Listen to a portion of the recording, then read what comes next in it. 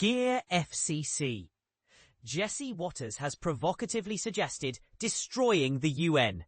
Los Angeles Times. Imagine a world where a commentator openly jokes about obliterating an iconic institution like the United Nations. This audacious notion came from Fox News host JesseWatters, who presented various wild ideas on how to punish the UN, following what many viewed as a humiliating visit by President Trump to its New York headquarters on Tuesday. The drama began right when Trump and his wife, First Lady Melania Trump, confronted the absurdity of being stuck at the bottom of an escalator that came to an abrupt halt as they stepped on.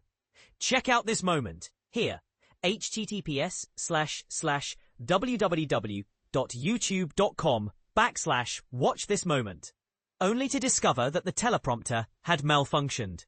Refusing to be deterred by this technological hiccup, he decided to improvise, diving into an ad-libbed rant filled with threats, overly ambitious claims, and vague references to global issues, plus a mention of ending 7 wars.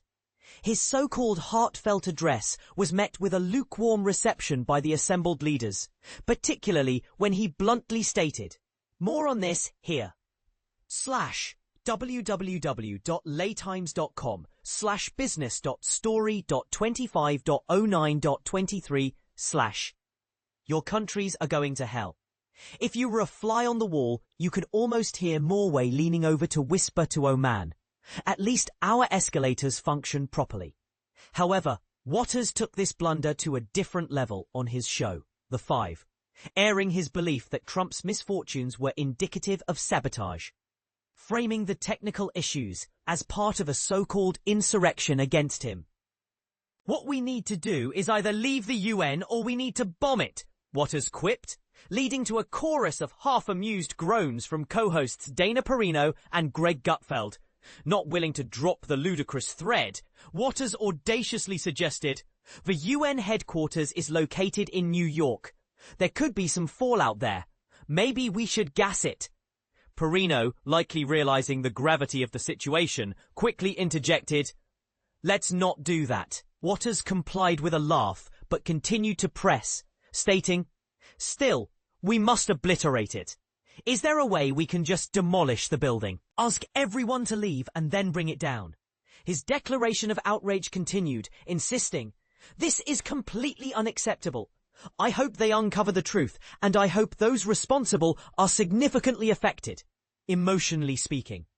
Interestingly, these comments were not aired by a Liberal host, perhaps explaining why FCC Chairman Brendan Carr has yet to make any high-profile demands for Fox News or Watters to rein it in with their extreme rhetoric. In line with Watters, White House Press Secretary Caroline Leavitt echoed suspicions of foul play concerning the escalator incident on social media, posting, if someone at the UN deliberately stopped the escalator while the President and First Lady were boarding, they should face immediate termination and investigation.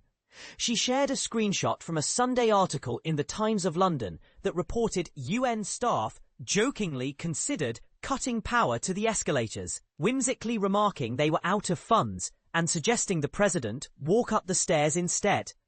The unexpected controversy escalated further when Minnesota Governor Tim Walz responded to Leavitt's comments, insisting, not only should they be terminated, but they should also be prosecuted to the fullest extent of the law. It's a miracle the president managed to ascend the stairs at all. California Governor Gavin Newsom, repeatedly mocking Trump online over the past few months, zeroed in on the 79-year-old president's careful ascent of the halted stairs, noting, Dozy Don was defeated by the escalator, poor guy. The entire world is laughing at the low IQ president. Next stop, the best room at Memory Meadows Retirement Resort. Tylenol included. Enjoy your stay, Dom.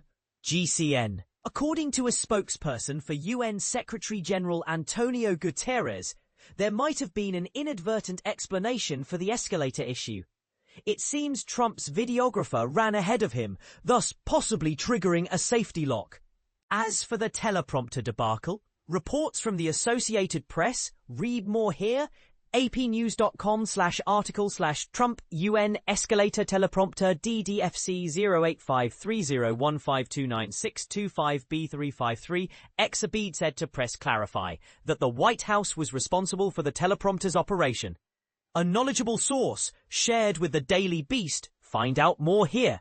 https://www.thedailybeast.com.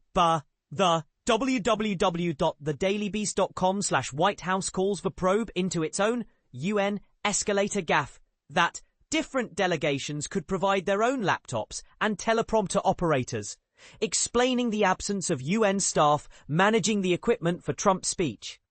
Another anonymous figure revealed to ABC News. Details here, ABC News, https://abcnews.com/US, wire story. After mechanical challenges, Trump's team blame non-working escalator, 125877786, that it was indeed a White House staff member operating the teleprompter. While Watters' suggestion to blow up the UN might have been intended as a joke, it raises significant concerns, especially in light of a current climate where attacks on political figures by troubled individuals are alarmingly high. However, his quickly fading comedic trial balloon was overshadowed later that evening by remarks from another TV host, Jimmy Kimmel, during his first monologue since his show was suspended last week. Kimmel urged Americans to unite against censorship rather than turning against one another. His long-standing show faced an indefinite suspension due to conservative backlash after he made remarks implying political exploitation after a tragic shooting incident. In a heartfelt moment Tuesday, Kimmel expressed his sorrow over that event, clarifying that making light of such a tragic loss was never his intent. He underscored the importance of free expression, stating that while his show may not matter, living in a nation that allows for such a show is crucial. Kimmel's return quickly became the spotlight event, as it symbolized a critical test of the First Amendment, amid an administration perceived to vilify its critics. Upon his return, Kimmel received a warm standing ovation from the audience. And his monologue rapidly accumulated 11 million views on YouTube within its first 12 hours. Setting the stage for what could become his most watched opening monologue to date. In conclusion, Kimmel's triumphant comeback proved to be yet another unfortunate setback for Trump during what could only be described as the worst Tuesday ever. This outcome cannot simply be blamed on a malfunctioning teleprompter or on political opposition. Meanwhile, the MAGA world fervently attempts to spin Watters' comments about blowing up institutions that criticize their leader, indicating that perhaps there is a deeper rot in America than just the tragedy of a UN escalator malfunction.